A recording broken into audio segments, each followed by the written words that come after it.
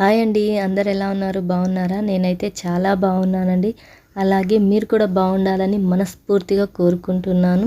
ఈ వీడియోలో అయితే మనం పద్మావతి అమ్మవారి టెంపుల్, అలాగే శ్రీకాళహస్తి క్షేత్రం గురించి, భక్త కన్నప్ప టెంపుల్ గురించి అయితే కవర్ చేస్తామండి. తిరుపతి నుంచి మనం తిరుచానూరుకి ఎలా వెళ్ళాలి, అదే శ్రీకాళహస్తి టెంపుల్కి కూడా ఎలా వెళ్ళాలి, అక్కడి విశిష్టతలు అవన్నీ అయితే ఈ వీడియో ద్వారా నేను మీకు షేర్ చేసుకుంటున్నాను. సో ఇవన్నీ మీకు తెలవాలంటే మన వీడియోనైతే చివరి వరకు చూడండి. చివరి వరకు చూస్తే మీకు పూర్తి సమాచారం అనేది అయితే తెలుస్తుంది. వీడియోలోకి వెళ్ళడానికి ముందు మన ఛానల్ని ఫస్ట్ టైం చూస్తే ప్లీజ్ సబ్స్క్రైబ్ చేసుకోండి. సబ్స్క్రైబ్ చేసుకొని అక్కడ బెల్ సింబల్ని క్లిక్ చేస్తే ఆల్ అనే ఆప్షన్ వస్తుంది. ఆల్ని ఆన్లో పెట్టుకుంటే నేను పెట్టే వీడియో నోటిఫికేషన్ అయితే మీకు డైరెక్ట్ వస్తుందండి. పదండి మరి వీడియోలోకి వెళ్ళిపోదామా? సో వీడియోలోకి వెళ్ళడానికి ముందు welcome back to our channel simply Soujanya. తిరుపతిలో 5వ రోజు అయితే మేము ఆ తిరుచానూరులో ఉన్న పద్మావతి అమ్మవారి టెంపుల్కి వెళ్ళామండి. అలాగే శ్రీకాళహస్తికి కూడా వెళ్ళాము. సో శ్రీకాళహస్తి క్షేత్రం అంటేనే ఎంతో ప్రత్యేకమైంది, ఎంతో విశిష్టతతో కూడుకున్నది. అక్కడ ఎన్నో విషయాలు అయితే తెలిసాయి నాకు. అలాగే అవన్నీ మీతో షేర్ చేసుకోవాలనుకుంటున్నాను. శ్రీకాళహస్తి టెంపుల్కి వెళ్ళడానికి ముందైతే తిరుపతిలోనే ఉన్న పద్మావతి అమ్మవారి టెంపుల్కి అయితే వెళ్ళామండి. తిరుపతి నుండి తిరుచానూరు 5 కిలోమీటర్లు ఉంటుంది. బస్ ఛార్జెస్ ఒక్కరికి 20 రూపాయలు అయితే తీసుకుంటారు. పద్మావతి అమ్మవారి టెంపుల్కి ఇంకో పేరు కూడా ఉందండి. తిరుచానూరు కాకుండా అలివేలు మంగాపురం అని కూడా అంటారు. ఆ శ్రీనివాసుడు దర్శనం చేసుకున్న తర్వాత అమ్మవారి దర్శనం చేసుకోకపోతే ఆ తీర్థయాత్ర ఫలితం ఉండదని అయితే అంటారు. తిరుపతికి వెళ్ళిన వాళ్ళు కంపల్సరీ పద్మావతి అమ్మవారి టెంపుల్ అయితే విజిట్ చేయండి. మేమైతే మార్నింగ్ వెళ్ళిపోయాము. సో ఫోన్లో అయితే ఇన్సైడ్ నాట్ అలౌడ్ కాబట్టి ఫోన్లో అయితే ఫోన్ కౌంటర్లో పెట్టేసి వెళ్ళాం. కానీ టెంపుల్ చాలా బాగుందండి. లోపల అసలు 2 కళ్ళు అయితే సరిపోవు చూడడానికి. కంపల్సరీ అయితే విజిట్ అవ్వండి. అమ్మవారి దర్శనం అయితే చాలా బాగా జరిగిందండి. దర్శనం అయిపోగానే మనం శ్రీకాళహస్తికి బయలుదేరాలి కాబట్టి మళ్ళీ తిరిగి తిరుపతికి అయితే వచ్చాము. తిరుపతి బస్ స్టాండ్ నుంచి మనకు శ్రీకాళహస్తి బస్సులు అయితే ఉంటాయండి. శ్రీకాళహస్తి అయితే తిరుపతి నుంచి 36 కిలోమీటర్ల దూరంలో ఉంటుంది. అదిగో మనకు కనపడుతుంది కదా, ఇదేనండి శ్రీకాళహస్తి ఎంట్రన్స్ బోర్డు. మనం శ్రీకాళహస్తికి అయితే చేరుకున్నాము ఇప్పుడు.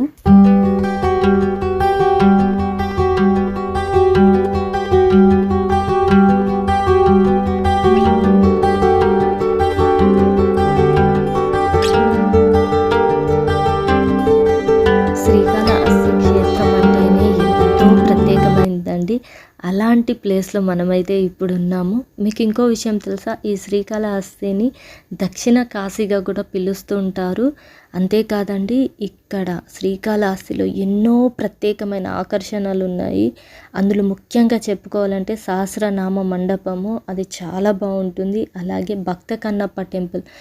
ఎక్కడైనా సరే మనము దేవుడు కొండపై నుండి భక్తుడు కింద ఉంటాడు. కానీ ఈ శ్రీకాళహస్తి క్షేత్రంలో భక్తుడేమో కొండపైన ఉంటాడు, దేవుడేమో కొండ కింద ఉంటాడండి.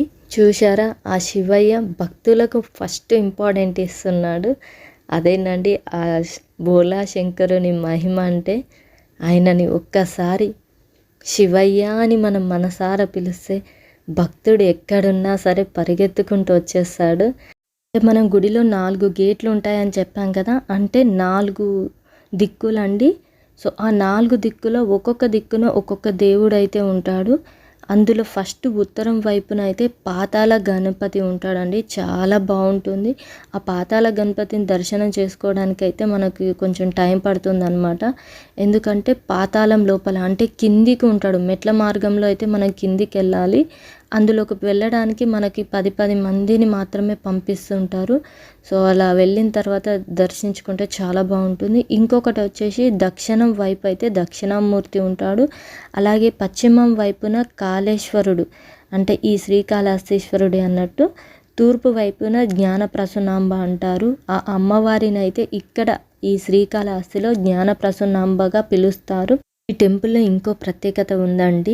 మనం ఏ టెంపుల్‌కెళ్ళినా గానీ, ఆ దేవుణ్ణి ప్రదక్షిణ రూపంలో సవ్య దిశలో వెళ్తూ దర్శనం చేసుకుంటాం. కానీ ఈ ఆలయంలో అమ్మవారిని కానియండి, స్వామివారిని గానీ చూడాలంటే మనం వ్యతిరేక దిశలో ప్రదక్షిణ చేసుకుంటూ వెళ్తాము. అదేనండి ఇక్కడ ఇంకొక ప్రత్యేకత. మీకు ప్రధాన ఆకర్షణ సహస్రనామ మండపం అని చెప్పాను కదా! ఈ ఆలయంలో ఎక్కడ ఆకాశం అయితే మనకు కనిపించదు. కానీ ఈ మండపంలో ప్రత్యేకంగా మార్క్ చేసిన గుర్తులు ఉంటాయండి. ఆ స్థలంలో నిలబడి పైకి చూస్తే స్వామివారి శిఖరము, అలాగే అమ్మవారి శిఖరము, అలాగే సుబ్రహ్మణ్య స్వామి శిఖరము, అలాగే భక్త కన్నప్ప గుడి శిఖరము చాలా బాగా కనిపిస్తాయి. ప్రత్యేకత ఏంటంటే మనం ఏ గుడికెళ్ళినా నవగ్రహాలు అన్నీ కలిసి ఉంటాయి. కానీ ఈ శ్రీకాళహస్తి క్షేత్రంలో ఒక శనీశ్వరుడికి మాత్రమే సపరేట్‌గా మండపం అనేది ఉంటుంది.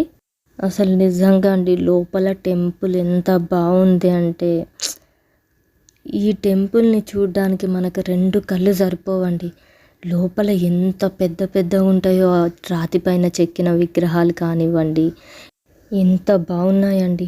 అప్పటి కళకైతే నిజంగా దండం పెట్టాలి. వాళ్ళు ఆ శిల్పాలను ఎలా చెక్కారో, ఆ విగ్రహాలను ఎలా చెక్కారో మనకు తెలవదు కానీ, అలాంటివి మనం చూస్తున్నామంటే అది మన అదృష్టంగానే నేను భావిస్తున్నాను. ఇంకొకటి తెలుసా? ఈ టెంపుల్‌లో మనకు చాలా శివలింగాలు కనబడతాయి. ఆ శివలింగాలనైతే ధర్మరాజు, యమధర్మరాజు, చిత్రగుప్తుడు, ఇంద్రుడు ఇలా చాలా దేవతలైతే ప్రతిష్ఠించారంట. ఎక్కడ చూడండి ఇలా శివలింగాలు కనబడుతూ ఉంటాయి మనకు. ఇప్పుడు ఇది మనకు కనబడుతుందంతా భక్త కన్నప్ప టెంపుల్ అంటే గుట్టపైకి ఎక్కిన తర్వాత సిటీ వ్యూ అంతా కనబడుతుందండి. అసలు టెంపుల్ మనకి 4 గోపురాలు ఉంటాయని చెప్పాను కదా!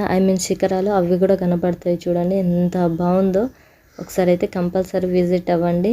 శ్రీకాళహస్తి క్షేత్రం అంటేనే రాహుకేతు పూజకైతే చాలా ప్రత్యేకమైంది. సో రాహుకేతు పూజ చేయించుకోవాలంటే మనకు ఉదయం 6 గంటల నుంచి సాయంత్రం 6 గంటల వరకు అయితే చేస్తారండి. టికెట్ అయితే 500 నుంచి 5000 వరకు కూడా ఉన్నాయి. మనమైతే ఏం తీసుకెళ్లాల్సిన అవసరం లేదండి. ప్రతిదీ వాళ్ళే ఇస్తారు.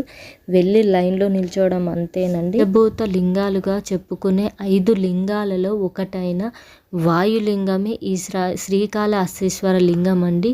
ఈ ఆలయంలో ఉన్న గర్భగుడిలో ఎటువంటి కిటికీలు ఉండవు. కానీ అక్కడ ఉన్న దీపాలు మాత్రం గాలికి కదులుతూ ఉంటాయంట. ఈ గాలి ఆ శివలింగం నుండే వస్తుందని చాలామంది అంటారు. ఈ శివలింగం ప్రాణమున్న శివలింగం అని చాలామంది భక్తుల నమ్మకం. అన్ని శివలింగాలకు జరిగినట్టుగా ఈ శివలింగానికి అభిషేకాలు జరగవంట. ఈ శ్రీకాళహస్తీశ్వరుని కేవలం పచ్చకర్పూరంతో మాత్రమే అభిషేకిస్తారు. ఈ శివలింగం తెల్లని వర్ణంలో ప్రకాశిస్తూ కనిపిస్తుంది. అందువల్ల ఈ శ్రీకాళహస్తీశ్వర లింగాన్ని కర్పూర లింగం అని పిలుస్తారు. తిరుపతి ట్రిప్‌లో 5వ రోజు ఇలా శ్రీకాళహస్తి టెంపుల్‌కి రావడం చాలా అనిపించింది. దర్శనం అయితే చాలా బాగా జరిగిందండి. ఇంకాసేపు ఉంటే బాగుండు అనిపించింది. కానీ మాకు రిటర్న్ ట్రైన్ ఉంది కాబట్టి మేము వచ్చేసాము. ఇంకొకటండి మనం శ్రీకాళహస్తి టెంపుల్‌కి వెళ్ళిన తర్వాత వేరే ఏ టెంపుల్ దర్శనానికి వెళ్ళొద్దంట. లాస్ట్ అన్నీ అంటే మీరు తిరుపతిలో అన్నీ చూసుకున్న తర్వాత లాస్ట్‌కు మాత్రమే శ్రీకాళహస్తి టెంపుల్‌కి వెళ్ళండి. శ్రీకాళహస్తి గురించి అయితే నాకు తెలిసినవి నేను తెలుసుకునేవి మీతో షేర్ చేసుకున్నాను. ఇంతేనండి. ఈ వీడియో అయితే ఇంతటితో ముగిస్తున్నాను. ఒక మంచి వీడియోతో మళ్ళీ కలుసుకుంటాను. ఈ వీడియో చూశారు కదా! ఈ వీడియో మీకు ఎలా అనిపించిందో మీ అభిప్రాయాన్ని అయితే నాకు కామెంట్ రూపంలో తెలియపరుస్తారని కోరుకుంటున్నాను. అలాగే వీడియో నచ్చితే ఒక లైక్ ఇచ్చి నన్నైతే సపోర్ట్ చేయండి.